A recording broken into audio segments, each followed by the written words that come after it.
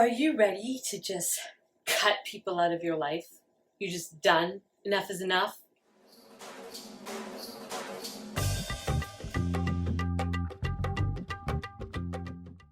Welcome to Ask Dr. Saira, the show where I answer your burning questions about psychology, mental health, spirituality, personal development, all of those things.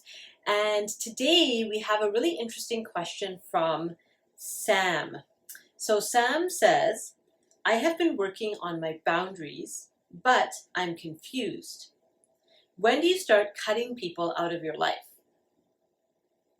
I've been working on my boundaries, but I'm confused. When do you start cutting people out of your life?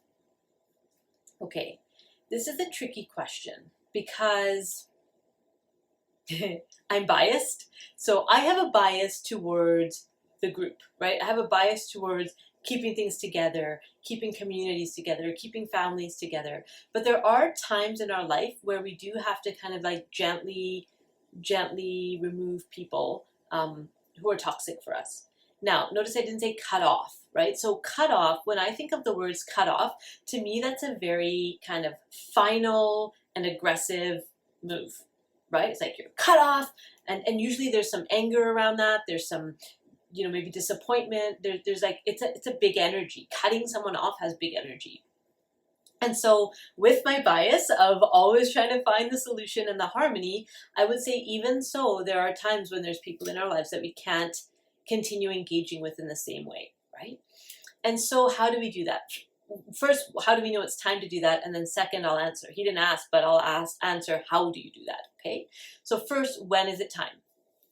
So one of the ways to tell that it's time to gently remove someone from your life is when you dread spending time with them, right? So if there's some sort of a function they're going to be at, or they invite you out somewhere, or they text you and you feel like a sense of dread or discomfort every single time, your body's trying to tell you something about your relationship to this person. It's hard, right? It's really hard because often in personal growth work, as we change and as the people around us often don't change, there can be a disconnect, right? There can be a disconnect between what we need and how we see the world and how those we've always surrounded ourselves with see the world. And there is an adjustment period, right? So I would give yourself time if you're starting this journey of personal growth. Give yourself time and don't just cut people off right away, okay? Because you need to settle. You need to settle into this new self, and you might find that there's people around you right now who are going to be great soulmates with you on this journey.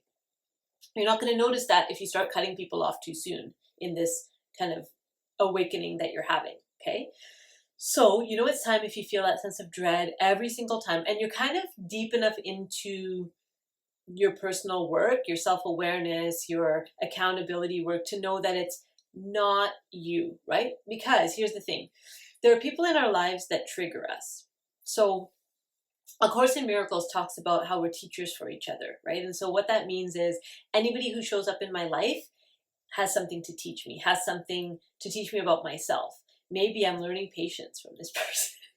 How do you learn patience? By being really irritated and then not letting yourself get irritated, right? So we learn these beautiful concepts often through difficulty, often through confrontation, often through pain. And so we want to ask ourselves first, before you do any cutting off, what are my lessons here? What are the things I'm being asked to look at and asked to learn from this interaction with this person? Could be that you see them as a really angry person. Well, then you probably need to look at your own anger. Maybe you've got anger stuff going on that you're not seeing. So any place we're judging someone else, there's often some work to be done for ourselves. So that's the first thing you do is like check, right? Check it out. Like the second thing you do is once you've kind of found the lesson, then you want to just really check in with yourself. There's this saying that people come into our lives for a reason, a season, or a lifetime, right? A reason, a season, or a lifetime. And so often there's pain because you expected it to be a lifetime, but it was only a reason or a season. And so that's where there's sadness because that person, if they're family, like what are you going to do, right? You're kind of just stuck at those things together. So it might have been that there's a season of time where you're beautifully connected and you no longer are. Doesn't mean you have to cut people off, but it may mean that you have to gently move them to the outer circles of your life. So that would be the second thing, is like to really check in and see, like, is it time? Is it the end of the season?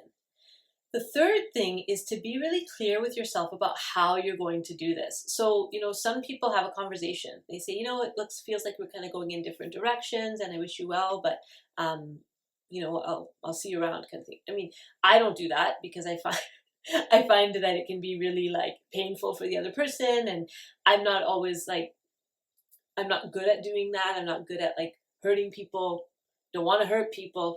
And so what I do first, before I do anything with the other person, is I do kind of an inner clearing, right? So what I do is I visualize the person in front of me and I visualize them slowly moving to another circle of influence in my life. And so they're not right there with me in my inner circle anymore. And every time I connect, like if they reach out to me or I see them, it's like I deal with in the moment that dread feeling. I notice, oh, this dread feeling is coming up, and then I breathe through it and I breathe through it and I ask myself, like, why is this so upsetting to me? Why is seeing this person so upset? So I kind of do that. This is the beginning of actually letting them go. You have to do that. It's kind of like step 2, but a little bit different because it's now face to face with the person, right? So in this third step, you're actually letting them go. It's not about cutting them off. I think there's a huge difference between letting someone go, letting them drift to an outer circle in your life, versus cutting them off. Cutting them off is reactive. We're often cutting them off because of some incident or event or something someone said. And that, to me, is not conducive to healthy long-term relationships. You can't cut people off. You can, however, slowly and gently let them leave your inner circles of influence.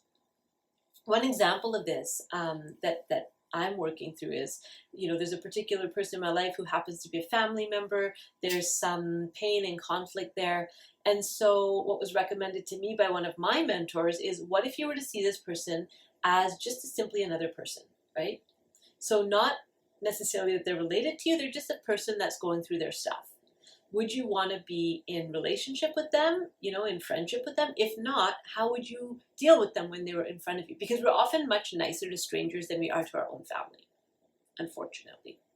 So you kind of think of it like, if this was a person at this age with these problems and this kind of personality, how would I deal with them if they were a stranger?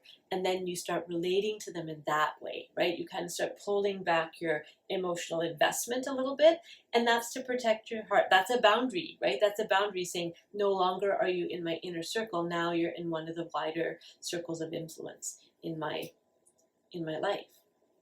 So that's what I would say to you, Sam. I would say that it's never really time to cut someone off. And if you feel like you're cutting people off, you want to look at that, because that is what we call a wall, right? That's putting up a wall. Walls and boundaries are different. Walls keep people out, right? Walls keep people out, whereas boundaries allow for contact. Right? I think of it like a brick wall versus a picket fence.